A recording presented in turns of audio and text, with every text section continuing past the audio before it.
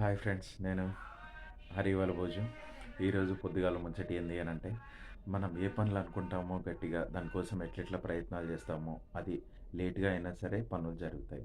Law of attraction అనే దాని గురించి మాట్లాడాలి అనుకుంటున్నాను.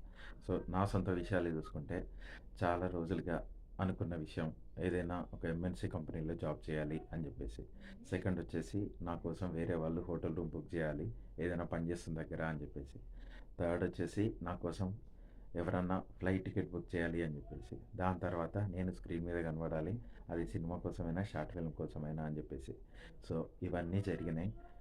ఒక ఎంఎన్సీ కంపెనీలో జాబ్ చేస్తుంటే వేరే స్టేట్కి వేరే సిటీకి పోవాలి అని అంటే నా కోసం ఫ్లైట్ టికెట్ బుక్ అయింది, నా కోసం హోటల్ రూమ్ బుక్ అయింది.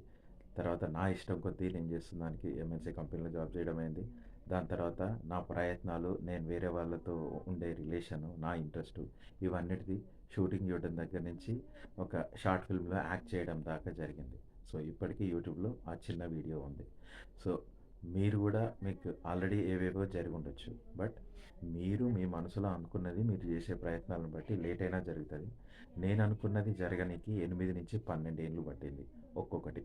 సో ఎంఎన్‌సీ జాబ్ కావచ్చు, హోటల్ రూమ్ బుకింగ్ కావచ్చు, ఫ్లైట్ జర్నీ కావచ్చు, స్క్రీన్ మీద నన్ను నేను చూసుకోవడం కావచ్చు. సో లా ఆఫ్ అట్రాక్షన్ ఎట్లా పనిచేస్తది అనే దానికి ఇదొక ఎగ్జాంపుల్. ఓకే. ఈ రోజుకి ఇదే చాయ్ ముచ్చట. మళ్ళీ వేరే వీడియోలో కలుద్దాం. Thank you so much. నేను హరి వలభోజు. Thank you.